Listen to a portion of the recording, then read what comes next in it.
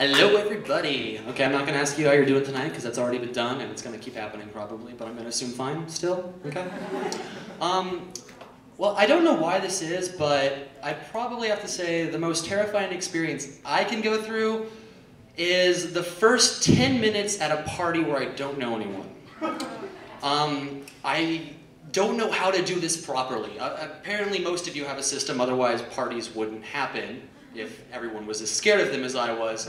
But for some reason, those first 10 minutes when I walk in and it feels like everyone just turns and looks at me.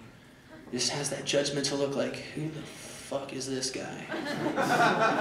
And I just have to walk in and be like, this is not my house, but whatever. So basically what I need to do is find the person who invited me as quickly as possible and then find the keg as quickly as possible. So I can, you know, get rid of my social inhibitions by removing my inhibitions.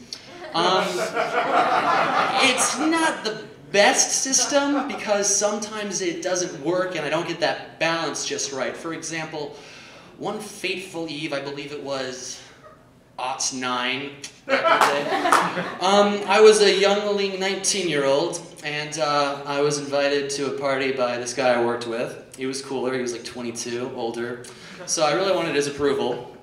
I spent a lot of time getting ready that night. I remember I was, to quote one of my friends, my hair was like spiked up in the back and he said I looked like Kate from John and Kate +8.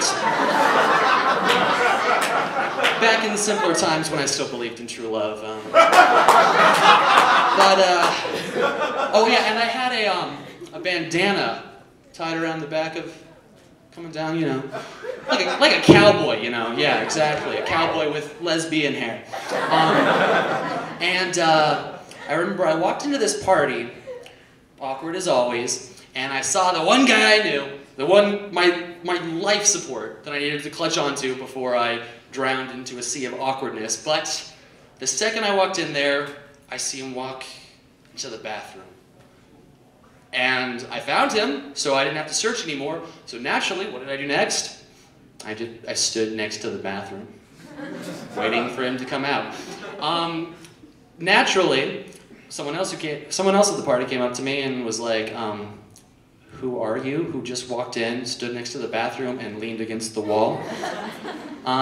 And actually, it turns out he thought, and I was very flattered by this at the time, he thought I was an undercover cop, which I thought meant that, you know, I was just clearly too rugged to be at this party and I should be out, like, beating up criminals. Looking back, though, I now realize he probably saw me and he's like, this is probably what adults think teenagers dress like. So, yeah. Anyhow, once he came out of the bathroom, I clutched onto him until I was drunk enough to not be awkward, but I was also drunk enough to make plenty of new kinds of mistakes. Well, I don't personally remember any of them, but the next morning I got to play one of my very favorite games, a game I like to call CSI Blackout. And you might be familiar with this game. You know, you get up, always check the essentials first. You go keys, wallet, phone, okay, good. And you scroll through the text messages and whatnot, see if there's any clues or anything. Well, I had a whole gaggle of clues this time. First of all, I was in my house, which I did not leave from, and I'm very, very confident I did not drive home that night. I was wearing an extra, extra large t-shirt, which, believe it or not, I do not own. So it was almost like I had found some big guy and like fucked him and was like, it just says warm, I had to put it on, it smells like you. Oh yeah, and I was wearing an emergency room bracelet and I had a bunch of contact pads all over me. So, I had a theory, but I was alive, I knew that much from the fact that I was questioning what the fuck happened.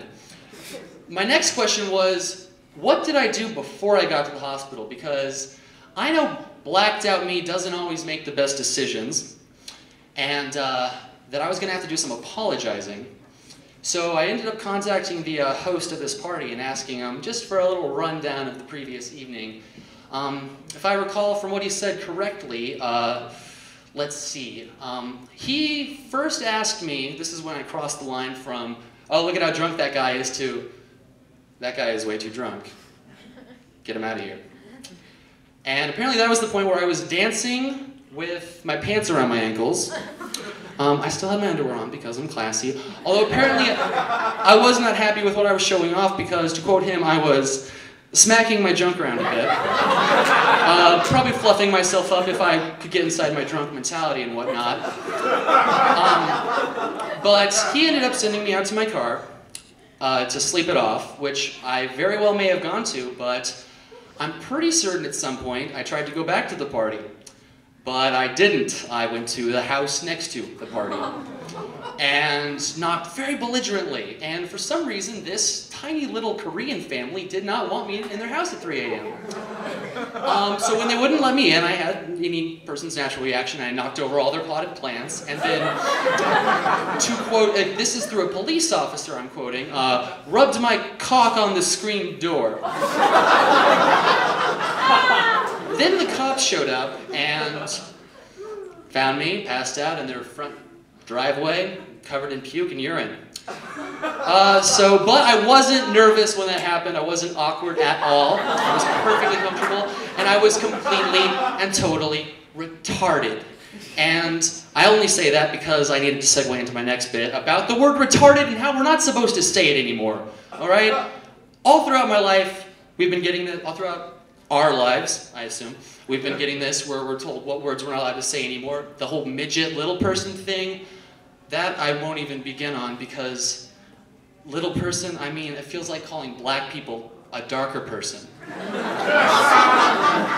kind of person are they? They're a little person, not quite a person, but what the thing is for the word retarded, that's always going to be an issue because no one wants to be retarded. And right now I'm pretty sure the agreeable term is challenged, mentally challenged or something like that. Bottom line is, that's what kids are going to be pushing each other down on the playground and calling each other. Because no one really wants to be retarded. They can say whatever they want. But what I'm really excited about is that prospect, regarding that prospect, is the fact that someday, somewhere, a kid's going to raise his hand when learning about America's history of spaceflight, and he'll go, is the reason it crashed why they named it the Challenger? That's my time. Thank you. Thank you. Thank you.